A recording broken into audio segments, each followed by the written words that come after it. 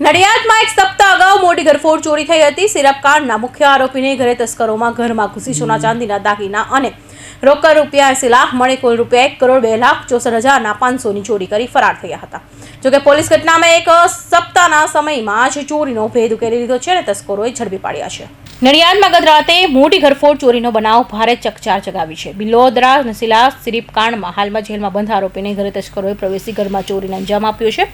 મહિલાએ પુત્રને ઓસ્ટ્રેલિયા મોકલવા અને પતિના કેસમાં રૂપિયાની જરૂર પડે એવી સ્થિતિ હોવાથી મોટી રકમ ઘરમાં રાખી હતી। તસ્કરો ચોરી કરી લઈ ગયા છે। મહિલા અને તેમના સંતાનો લગભગ માણવા મકાન બંધ કરી દે તે સમયે જ તસ્કરો ખેલ પાડી ચોરીને અંજામ આપ્યો છે। જો કે આ સમગ્ર ચોરીની ઘટના ઘરમાં લાગેલા સીસીટીવી કેમેરામાં કેદ થઈ ગઈ છે। આ બનાવમાં તસ્કરો રોકડ રૂપિયા 80 લાખ સાથે સોના ચાંદીના દાગીના મળી કુલ રૂપિયા 1,02,64,500ના મુદ્દા માલની ચોરી કરી ફરાર થયા હતા। જિલ્લા પોલીસ વડા રાજેશ ગઢિયાએ જણાવ્યું હતું કે પકડાયેલા આરોપીઓને પ્રાથમિક પૂછપરછમાં નડિયાદના રમેશ ડોડિયાએ ટિપ્સ આપી હતી।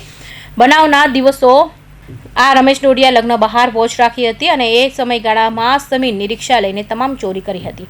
ઇન્ટેલિજન્સ અને હ્યુમન ઇન્ટેલિજન્સથી મહેનત કરી રહ્યા હતા।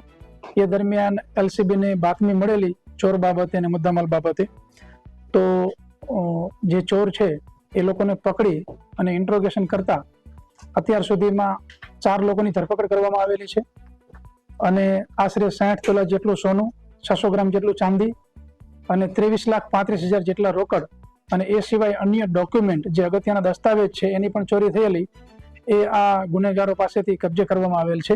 પોલીસે 598.68 ગ્રામ સોનું અને 591.03 ગ્રામ ચાંદી તેમજ રોકડ રૂપિયા 22.35 લાખ રિકવર કરવામાં સફળતા મળી છે।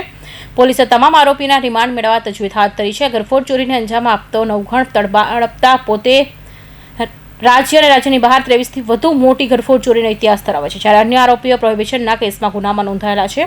આ કેસમાં નવઘણ પૂજા તડપદા અને અન્ય તેના સાગરીતો વિષ્ણુ મફત તડપદા, સમીર મોંઘા તડપદા અને રમેશ પોપટ ડોડિયાને ઝડપી લેવાયો હતો। આ ઉપરાંત આ કેસમાં હજુ એક આરોપી વિષ્ણુ પૂજા તડપદાને વોન્ટેડ છે। કૌશિક પટેલનો report, Hind TV news, Surat.